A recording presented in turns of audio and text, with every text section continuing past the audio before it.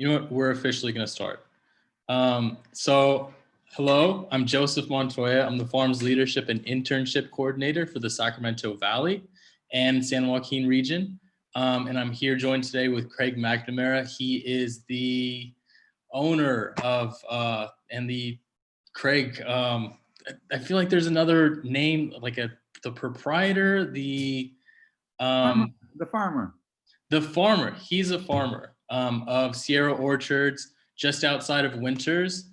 He's also the founder of the Center or of the Farms program, which is as I mentioned before, I'm the coordinator for the Sacramento Valley region of the Farming, Agriculture, and Resource Management for Sustainability program. It took me the longest to learn, but it's all of those names are super important.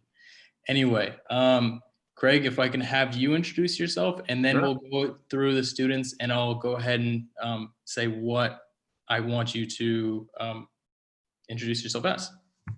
Sure. Well, as I said before, it's so fun to be with you today. This is what I really enjoy. And Joseph, I think one of you asked me, why did we begin this program so many years ago? And it's really to be together with you. It's to immerse you in this amazing world that we all share, this environmental, sustainable, complex climate change situation. And on that note, on both a serious side and a optimistic side, I know that together we can work on climate change. The issues, we must begin it now. And so I think that's why farms leadership, that's why what you're doing today is so important and so vital. You truly are the leaders for our future. We are here to be part of your team, and we will do everything we can to assist you. But it's going to take your innovation and your technology and your stick-to-itness and hard work and heavy lifting, and we're all in this together. And I think that's really why we started this program, is because as a farmer, I'm a half hour away from you. My life is very, very different from yours. What I do every day is very, very different from yours. And yet we breathe the same air, we drink the same water, we live on the same earth, and we depend on each other. And so one of the beautiful things that we have accomplished at the Center for Land-Based Learning is a training program for beginning farmers. So that's something that we can talk about either later on today, or if you're interested, in the months ahead. Terrific. Yeah, so then let's go ahead and get started with Christy. Or actually, no. DeAngelo, I gave him a Farms Leadership mug. So you're the one with the special thing in with your hands-on lesson kit. So DeAngelo, if I can have you go ahead and introduce yourself, just your name, your grade, your high school, and perhaps any post-high school plans. My name is DeAngelo. I'm a sophomore at Luther Burbank High School. And then, what was the other things? Post-high school plans. Like after? Yes. Oh, okay. I plan on going to college in the South of the United States and doing track out there. But then I want to major in business. But I don't know what business yet. Sure. Excellent.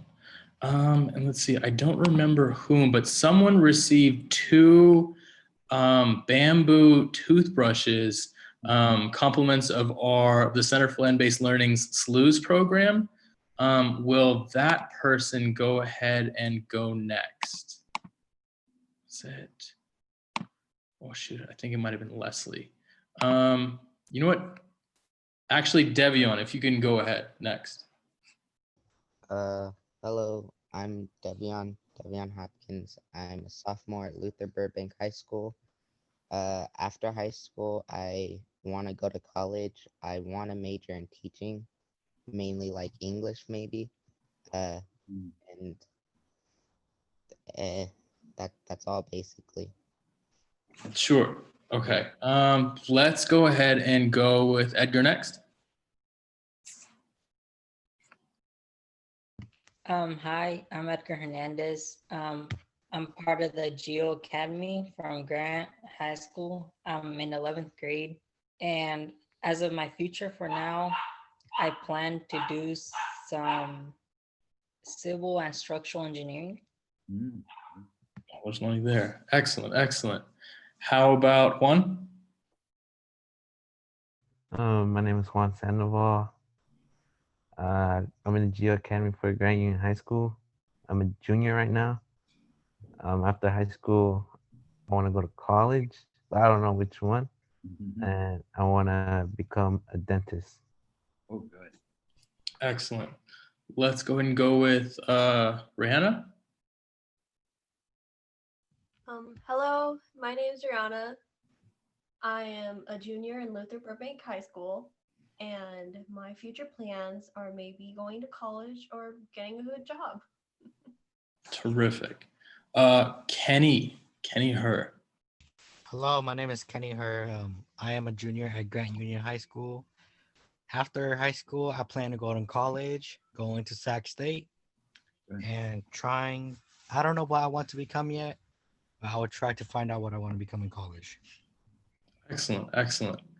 And Christy, go ahead. Hi, I'm Christy Zong. I am a junior and I'm in the Geo Academy at Grant Union High School. And I want to go to college. I don't know what yet. So, yeah. Excellent. So I'll go ahead and play our recorded field day. And students, if you have any questions, literally just go ahead and jump in and ask the question, and we'll go ahead and answer that. Also, Mr. McNamara, how did you want to go about utilizing the kits? Did you want to do that during or after, or? Maybe out. Yeah. So we're going to show the video and then let's dig into the kit. Terrific. Okay, let's go.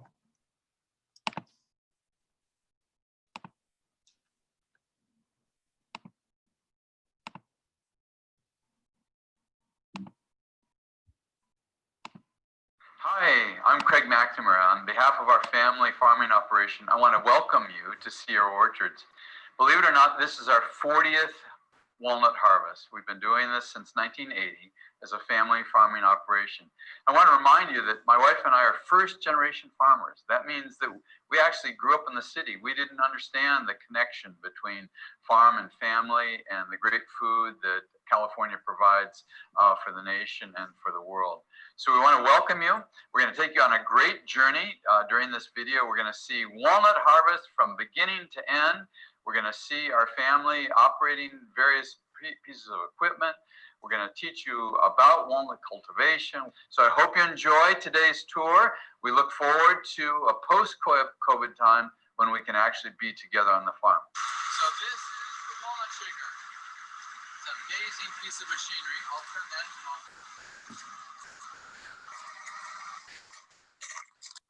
So what we'll see shortly is how we shake the walnuts.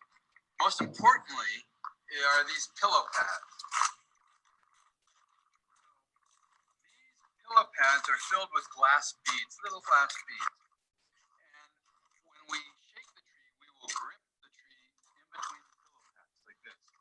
Actually, with 1,700 pounds per square inch of pressure. So it's a very, very tight pressure point that it puts on the tree. And in 3 seconds, we shake the tree and all the walnuts come off of it. What we don't want to do is to in any way damage the bark of the tree. We don't want to scar it at all because that will damage the tree and possibly kill it. So we will head on out and show you how to shake trees. The other thing I want to show you is these sweepers. These are really important because when we shake a tree, about 2,000 nuts per tree come down onto the orchard floor. And you can imagine that if we didn't have these sweepers in front of the tires, these tires would run over and crush nuts. So these are just little rubber fingers, and we'll see that all in action shortly.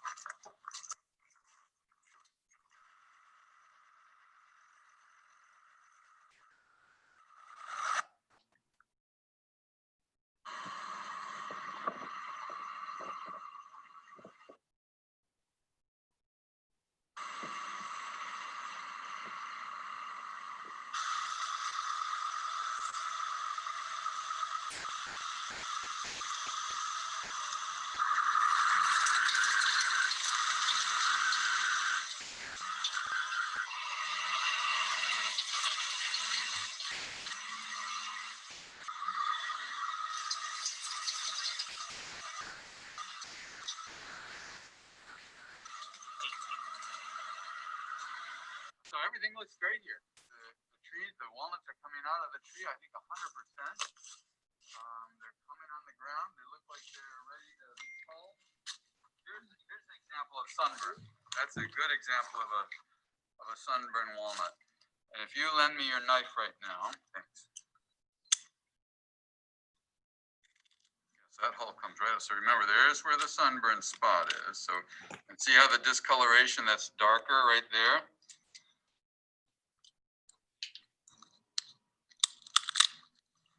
Now let's look and see what damage that might look like on the inside. Well, you know, some damage. So there's the sunburn. So let's look at the meat under here. It should be a little darker in color. Yeah. See, that meat is definitely darker than what we were looking at with some of the other. Let's look at this other side here to see what the color of that meat is. Oh yeah, much lighter. See that? That was not sunburn. So what'll happen is that the majority of that walnut is still sound. Can the sunburn ones still be used, and what can they be used for? As you can imagine, there are many uses for walnuts. So think of a beautiful chocolate cake that has half walnut meats on top of it. Think of a really nice piece of French cheese or special California cheese that has walnuts on it. Then think of your granola. So those would be your highest quality. And think of a Hershey's bar. Think of a candy bar. You want your pretty fine, high quality walnut meat to go on that. Think of granola. Okay, so maybe you want to step down. You can have just a tish lesser grade for that granola. Then think of maybe a banana bread mix. Well, you can have even a darker color walnut for that. So you can see that there are various gradations of quality and various gradations of price for that nut. So it's to be determined by the end market who's going to be using it as to what color you want.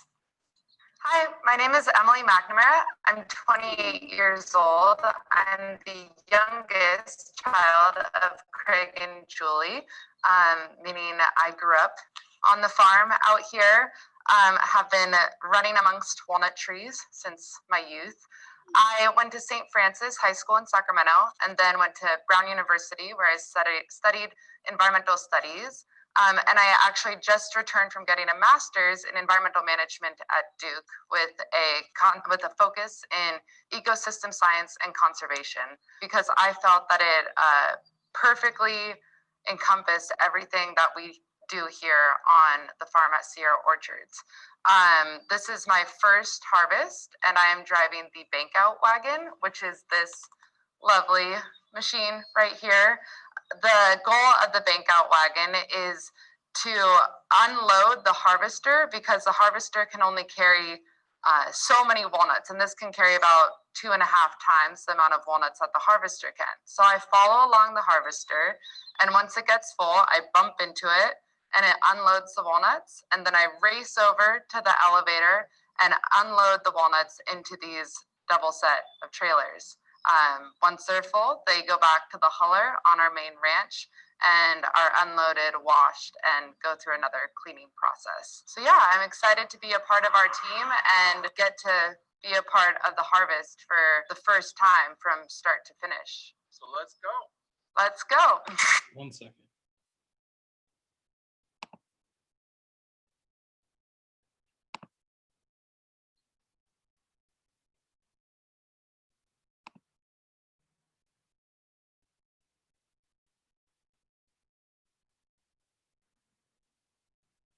Hey, Jennifer, you can hear me still? Yes, I can hear you. How full screen is how do you know how to, can you? What I do is I go to present now, and then I hit a tab, and then I click on the video, whatever tab the video on. This one.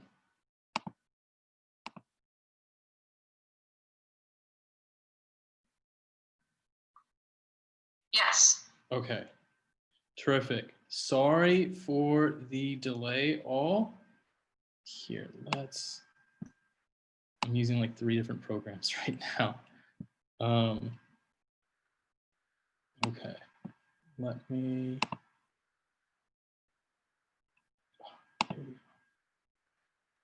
Okay, Jen, you're good? Absolutely. Okay, let's go.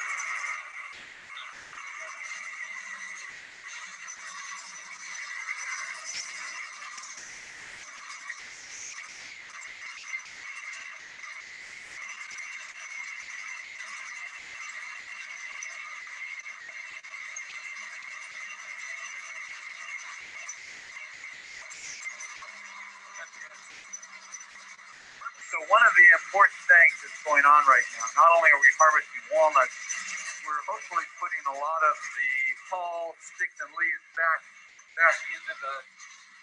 We'd rather not bring this into the hulling plant, as you can see. But in so doing, we use high velocity fans to kick out a lot of the dust and everything. You can see the amount of PM10, which is the particulate matter that we're putting in the air. That is not good. So we're going to need you, the high school students and the technology people and the scientists to help us reduce this amount of dust that we're sending up into the air. We need your science-based technologies to help us create equipment that will prevent this from happening. So I think what we'll do, Joseph, is we'll go back where Sean was. He said something really nice to see herself.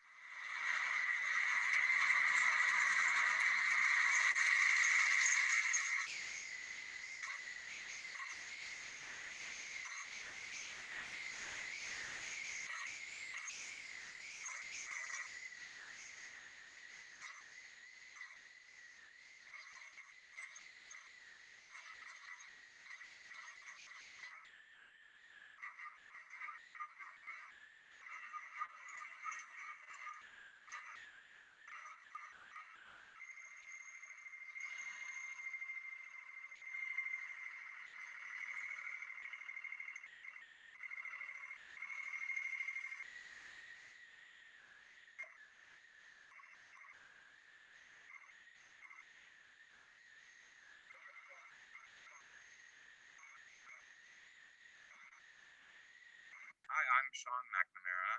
I have been working for the farm Sierra Orchards for about 5 years. So I'm 33. I grew up on this farm. I went to college on the East Coast. I got a bachelor's degree in American Studies, which is like history and writing and philosophy. And I actually really wanted to work in construction and development. But I graduated during the last major recession in 2009, and there were no jobs available. And I ended up working for Habitat for Humanity, building houses in Baltimore, which is really cool, and instilled in me this immediate love for construction and carpentry and just problem solving. Through that immersion in what we do here and through connection to the land, I got more interested and ultimately transitioned to start working here. And so now, the thing I love about work is that it's so diverse. You're doing a different thing every day or every week. It's really fascinating. It keeps me on my toes. I felt like I can't learn fast enough. I still don't know much about bugs, for instance, but I look at bugs and I'm fascinated by them. I need to learn so much more, but I know a lot about soil and mechanics and irrigation systems, and I know a lot about how trees work and how in an organic farm like this, how to give them all of their nutrients and minerals. I learned how to make compost and raise sheep and plug in solar panels to batteries and all these different things. So I can be kind of more of a generalist. We have two parts of the harvest, the field operation and the hulling plant. And right now we are standing 3.5, 4 miles away from our hulling plant. We're in a part of the orchard that doesn't have very good cell phone reception. So I'm kind of the rubber band that stretches back and forth between the plant and the field operations. And the reason that's important is that if there's a breakdown in the field and everything stops, all of a sudden we've got 10 people here who are out of a thing to do. We're not picking up any more walnuts, and Ramon, who's running the plant, is like, where are my walnuts? I've got 5 people working over here that need something to do. So if things need to get preventative maintenance, like grease or visual inspections or changed filters or belts, I'm doing that. If things actually break down, I'm kind of the triage nurse for that. If I can't fix it, I'll find someone locally who can. So I'm doing preventative stuff. I'm bringing people water. I'm doing big triage nurse stuff, and I'm doing a lot of communication between the different operators, the teams out here, and the huller team, so that things run smoothly. And if there is a slowdown, so that we either can have a rest or have something to do. So it's proactive as opposed to reactive. There are so many fields that tie into farming. You're interfacing with lots of really fascinating people, from conservation-minded folks to nonprofits to other farmers to policy to mechanics and builders and soil scientists and plant scientists and pollinator scientists. To wrap up, what do you want to tell our farms leadership students? Oh my gosh. This is unique work to do in the 21st century, where we have so much at our fingertips and a lot of places are so urbanized, and I lived in cities and I love cities. But yeah, the land kind of got its claws into me, and I just encourage all of you, even if you don't want to farm, to take more walks in the woods. It's really good for you, and there's so much to learn out here. So harvest is an amazing time of the year. For us in Walnuts, it's the month of October. But it's not just harvest. It's also a time that we have to be prepped for the fall. And as an organic farm, we depend on cover crops. That's a blend of seeds, leguminous plants. That would be clovers and vetches and peas and fava beans, beautiful plants. And what they do is they take the nitrogen that naturally occurs in the air, 74% of what we breathe in. So I just took a deep breath. 74% of that is nitrogen, and all growing plants need nitrogen. So the legumes have this amazing ability to take the nitrogen from the air and fix it in their root systems and slowly release it into the soil, where a walnut tree, a tomato plant, or any type of green growing plant can incorporate it. Really important. So harvest is a time we're getting out and doing the harvest, but we have to think of what's going on after harvest. So here is something called a compost turner. It's a huge device, and what will happen right during harvest is we will take the waste product from our harvest. So we've got walnuts that have been sunburned or diseased that are not something that we can market. And we'll take all the water from our processors and we will make compost. That's what this orange machine is going to do. We will have these long piles of compost, and this machine will be turning them every few days because the compost gets to be about 147 degrees inside, and that's good. That's decomposing all that organic material. So that's what that piece of machinery is all about.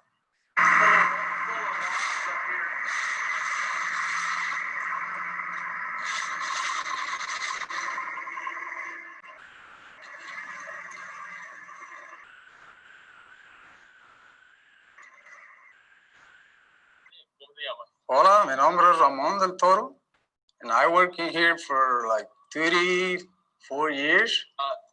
When did you get into agricultural work? In Mexico? Yeah. I grew up in a ranch. Yeah, when I kid to 18 years. What's that like? What crops did you have? What animals? Animals, cows, horses, pigs, goats. I have a bunch of different animals in there. Why did you stay in agriculture? Because I love it, agriculture. It's part of my life. We're here working on the farm every day, like when I grow in Mexico. That's the reason. And I love land. And I think it's better life too. No.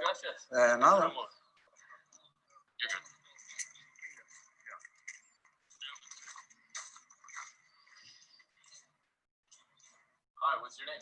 Good morning, my name is DeAngelo Green. How old are you? I'm 18. Where did you go to high school? I went to high school in Winters High. Where are you still going there? No, I finished this year. My year is 2020. It's a bad year, but it's my year. What is your favorite part about working here? Why are you still working, with Walnuts out here versus anything else? Well, because it's my first job. This is my first company, and I just like the work. I just like, working here, driving tractors, driving ATVs, driving all kind of machines, and yeah, it's just fun. Do you want to stay working in agriculture, or do you want to do something else? My plan is, and I try to join the union, the electrician union. You get some sort of degree or certificate in college, yes, and trying to be an electrician. Yes. Okay. And then, is there anything else you want to tell students who are thinking about getting into agriculture? Yeah, they should. They should try it at least. See if they want to stay in it or not. But just try it and then see how you like it. Do you like it? That's good. Yes, because I like it. Yeah, it's fun. All right, cool. Thank you so much. So we're coming to the end of the line for Sierra Orchards Walnuts. We've seen how we shake the trees and sweep them. We've seen how we pick them up with Mario driving the harvester and Emily driving the bank out wagon. We talked a little bit with Sean about kind of I loved his idea of being the triage and the rubber band for our operation. We visited with Ramon and talked with Attila on drying. And what we're going to see for the last shot is loading out of the walnuts. So once the walnuts have been dried down to that 8% moisture, which is that really crunchy, sweet flavored nut, then we send them to the processor. So the processor is the company that takes the in-shell walnut and through a mechanical sheller is going to crack the exterior shell. Going to crack that shell, the meat comes out, and it goes through a whole series of sizing and grading. So once that nut is all ready, it's put into a 25-pound case of walnuts and is sent off across the world, across the United States, across California. In the case of our walnuts, they go to Trader Joe's. So if you buy an organic walnut at Trader Joe's, there's a good chance that it came right from here, right from the hands of all the men and women that you've seen today growing that product. Hope you enjoy it. Eat lots of walnuts. They're heart healthy. And come back and see us when COVID is wrapping up. We'd love to have you on the farm. Terrific. Thank you, Craig, so much. Looks like our River City students have got to go. So thank you so much for joining us while you could, Ms. McAllister. We'll see you. Thank you, everybody. And we do have our students from Sacramento region still here. So Great. we'll go ahead and end this one, and close that, and this. And it looks like we had a couple questions here. Reducing pollutants.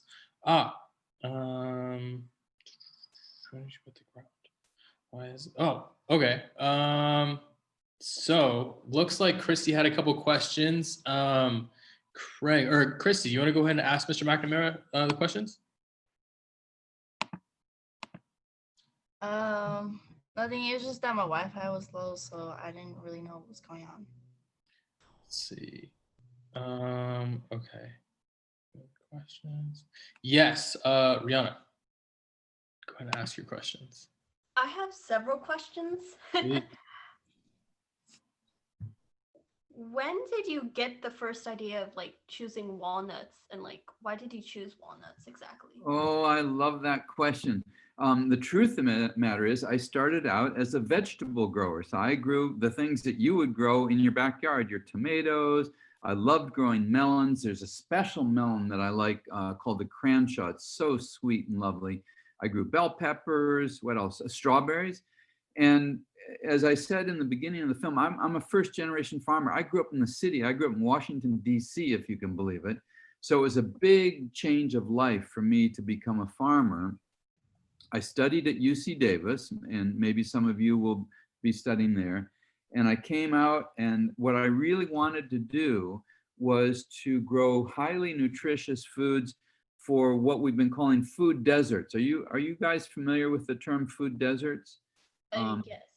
Okay, so actually just pausing on that term for a second, food desert, the definition means that communities that don't have access to fresh food. So it could be Sacramento, West Sacramento, Elk Grove, it can be any place. It could be Winters, where you don't have a store nearby you to get the fresh vegetables and produce that you need.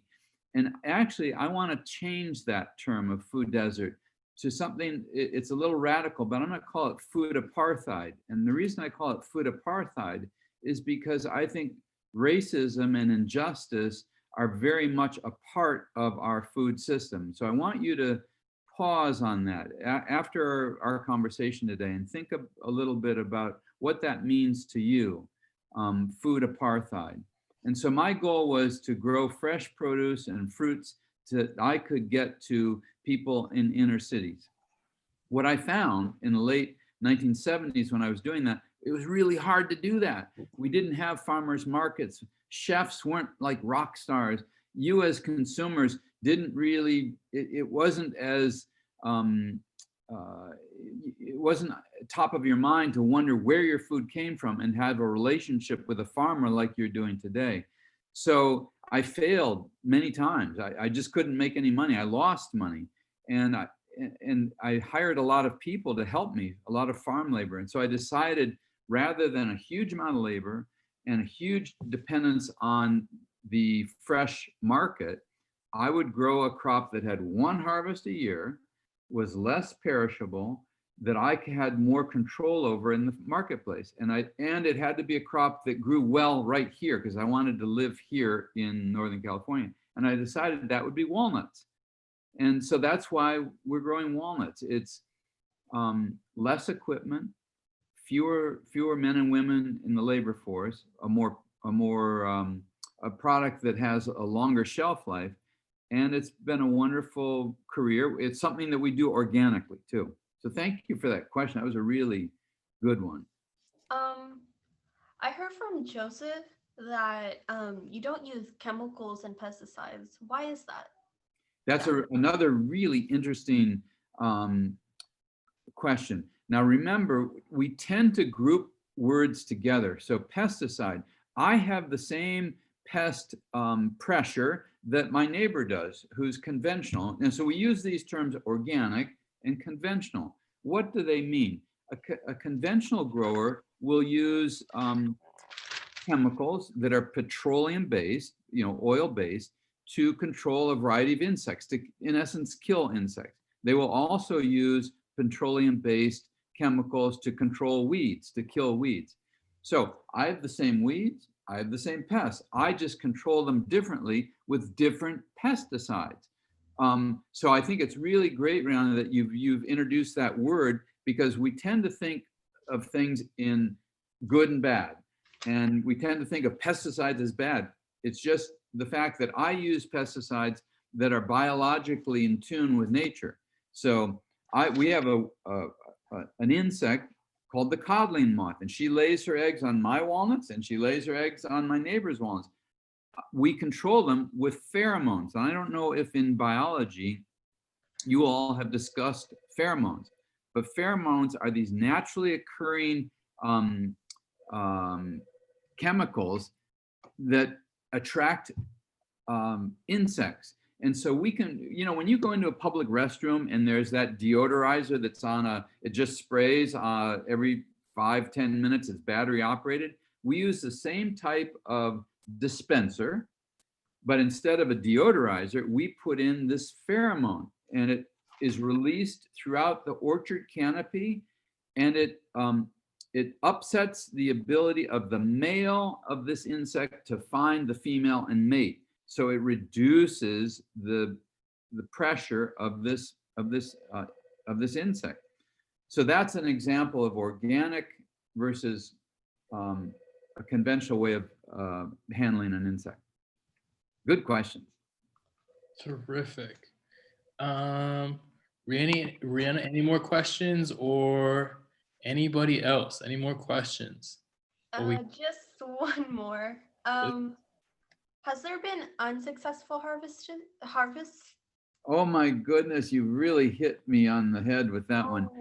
Of the 40 years that we've been harvesting, this one has been really difficult. And here I've been doing this for so long, you'd think we'd have it, you know, wired by now. What made it difficult, and thank you for your sincere question there, we had a bit of decline in our crops. In other words, the tonnage went down.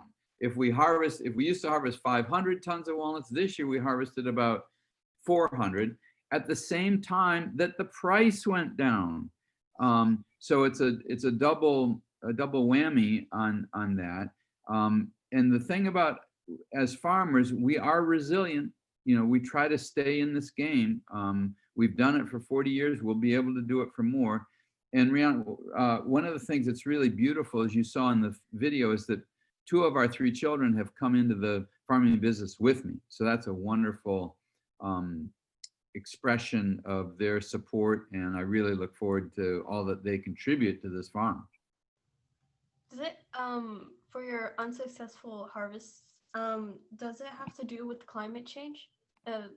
Yeah, there is climate change. Yes, there is climate change. I mean, there is climate change. I think we had a bit of a frost, which could or could not be climate change related. The truth of the matter is, and I don't want to get political, although I am political, I think our lives are political. The current president, who's been president for 4 years, has created a tremendous amount of turbulence in our international markets. So in other words, India, the country of India, loves almonds and walnuts, as do the Chinese. And we have, by our trade and tariff issues, imposed huge tariffs. So in other words, when we export, when we send a walnut to China or to India, the Indian people are paying 110% tariff. That's the cost that they have to pay to bring that walnut into India. That makes it very difficult for the markets in India to purchase our walnuts and then to sell them to their native peoples. That hurts us. That hurts the market. So yeah, that's a little example. Oh, okay. Thank you for answering most of my questions. Sure. And I'm all, you know, if you guys have more questions offline or whatever, just pound them my way. Oh, okay. Excellent. Well, with that, let's go ahead and get into these kits. Okay, so I want to just thank you, Joseph, for the amazing job. Your friend Joseph, guys, spent hours out here, and guess how he filmed it? he had his cell phone just like this with a little attachment. So I know that in today's video, it didn't sound as uniform as it was when you showed it to me. I think that's just because of this virtual issue, but great job, Joseph, and great job, you teachers at these high schools. Without you, we could not do this. We depend on you and love you and support you in every way possible. So let's look at the kits. Yeah, so in the kits, first of all, most important, I hope nobody's allergic to walnuts. You know, people do have nut allergies, so if that is any part of your family, be careful. I hope you like these. The walnuts that you have are from this crop. They were harvested 3 weeks ago and shelled less than 7 days ago. They are the freshest walnuts that you'll ever eat in your entire life. There you go. Okay, so you've got your, Christy, you've got your in-shell walnuts. So at home, the way I like to break those is you take 2 in your hand. Let me see if I have, okay. So you can take them like this in your hand and, oh my goodness, try to crush them. A little hard this year. Anyway, then you've got a bag of, oh, those are really hard shells. Then you've got a bag of walnuts. And those are, there, I got this one apart. And those, there's about 80 different varieties of walnut. That you have the Hartley, which is a delicious walnut. Then you've got a bag of very dark colored material in it that looks some bark and some wood. That's the compost. Whoop, that's my phone. Let me decline it here. There we go. We mentioned in the film compost. Does everybody know what compost is? Compost is anything that we take from our food supply, or actually any green matter, and when we properly handle it, it will break down with biological, by the little microbes in the biology and fungi, and it'll turn from, you know, a walnut meat or a head of lettuce or an old peach or apple that kind of went bad, it'll turn into really good soil amendment. So what you have in your hand is compost that we make on the farm from shredded up old dead walnut trees and from walnuts that were sunburned. And we use that as fertilizer. So that's one thing you have in your packet. You also have walnut shell. Do you see the walnut shell? Can you hold it up, Chrissy? Yes, that's the walnut. In a little baggie is brown shell. Yeah, Michael's got it there. Edgar, DeAngelo, deveion, Kenny, Rihanna. Can we see your bags, your kits? Oh, yeah. What are you holding up, Michael? Oh, the shell. Got it. Okay. Nice. Okay. Good. So we've got our in-shell walnut. We've got our walnut meats. We've got the walnut shell. Oh, really important. Pull out that baggie with all the different seeds in it. And the cool, so that this is probably the most important thing in your kit. Can anybody guess why? It's a tough question. Okay, I'm going to give you a couple of hints. This is a variety of seed that yeah, baby, that's it. Christy's got it. Yeah, Christy's got it. That's the one. Okay, so what that bag has about, geez, I think 20 different types of seed in it. And they are all mostly legumes. Legumes is that family of seed that has peas. Do you have gardens, backyard gardens? Christy, Juan, do you have a garden, or Edgar? Yeah. Okay, so in your garden, do you grow beans, a nice fresh bean or a dry bean? No, I grow like lettuce and flowers and stuff. Good. Okay. So the bean family, peas, beans, vetches, clovers, are legumes, and legumes have this amazing way of taking this nitrogen everybody, we've got all this, we've got all this air that we breathed in. And so when we breathe in, 74% of what we breathe in is nitrogen. And nitrogen is what every plant needs to grow and be healthy. So we can fix this nitrogen in the air in the soil by planting the seeds that you have in your hand. So I want you, if you'd like, grab a garden pot, just even a little pot that you have at home, put some soil in it, or go out in your gardens and just move away any weeds, hand pull out the weeds, and with a rake or a hoe, just, hoe up your soil a little bit, and then sprinkle these seeds, cover them with a very thin layer of soil, and water them, and watch what happens. It's going to be very cool. All winter long, you're going to have plants that are going to grow up about 18, 24 inches tall. And those plants will fix nitrogen. So let's see. Then we've got, do you have a piece of paper in your box, Christy? I see Joseph's. Okay. So on the other side of that, that's called a grade sheet. Oh, I meant to ask you guys, while you're in COVID and virtual Zoom classrooms, do you still get grades? Yes. Okay. What you have in front of you are my grades. It's like being a junior in high school, and I just got my grades. So on that sheet, go over to the right-hand side, and does it say defects on that right-hand side? Okay. Does it say insect? What's what's the percentage of insect damage that you see on that grade sheet? 0.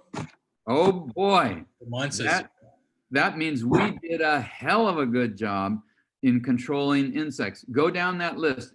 Did we have any mold? What was the percentage of mold? 3.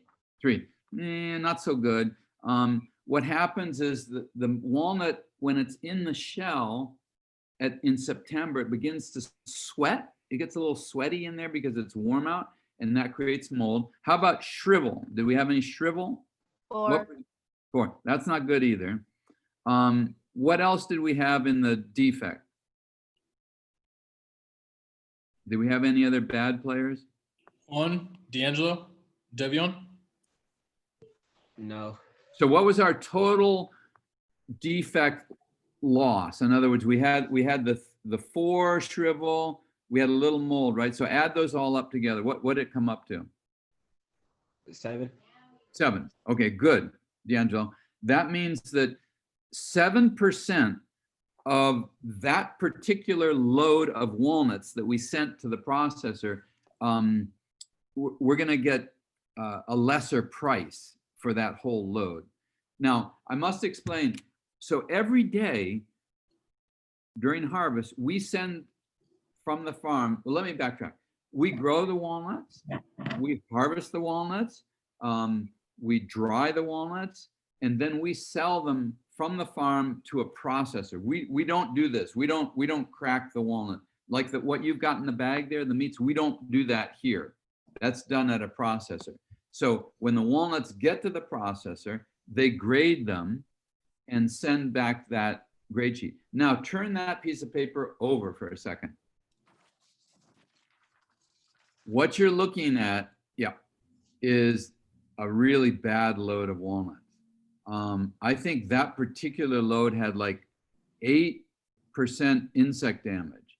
It had mold damage.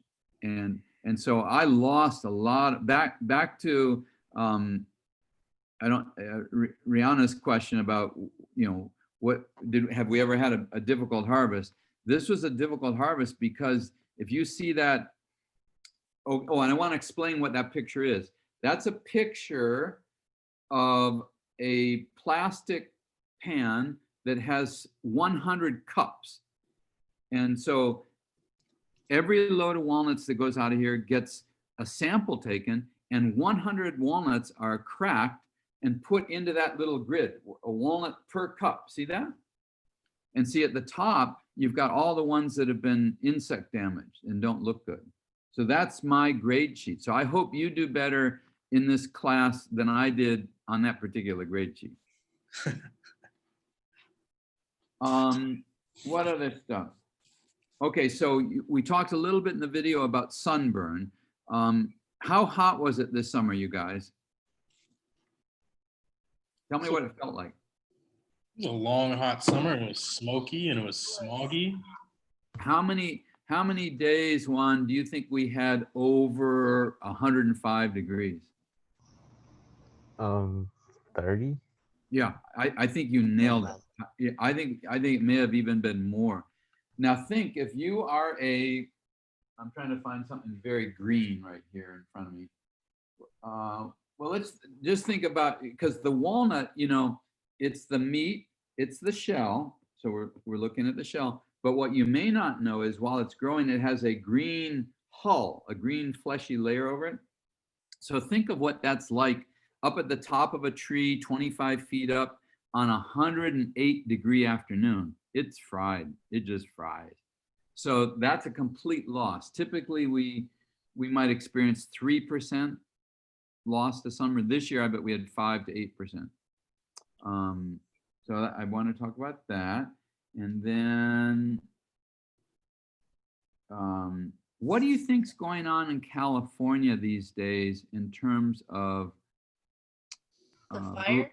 Well, I'm thinking of labor. I'm thinking of immigration and labor. What's going on in California these days in terms of labor? There's less. There's less. Why is that? Border. Yeah. Do you think that we've got a fair immigration system? Not Deveion says no. No. Yeah, I don't.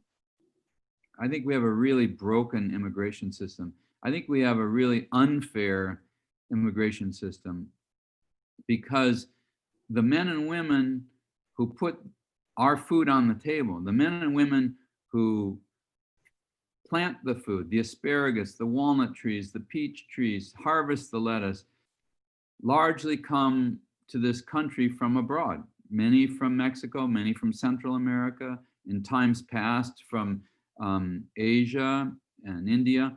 And we have not done a noble job in paying the right price for their labor on an hourly basis. We have not done the right job in terms of their health care, in their housing. And you know what? This is a no-brainer. We can do this, and we should do this. I have hopes that we can, in this next administration, do what's right, because otherwise we won't have that labor pool, and we won't be able to be the 4th largest agricultural economy in the world.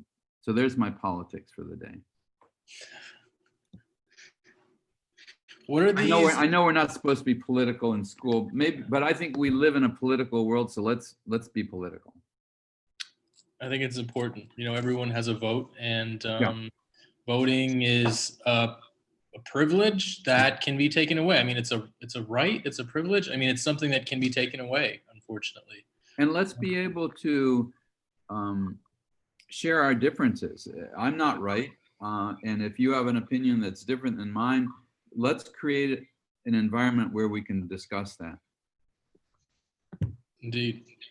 What are these? What are these letters on here? I see an S and an M and something in yellow that I can't quite read. Yeah, I think the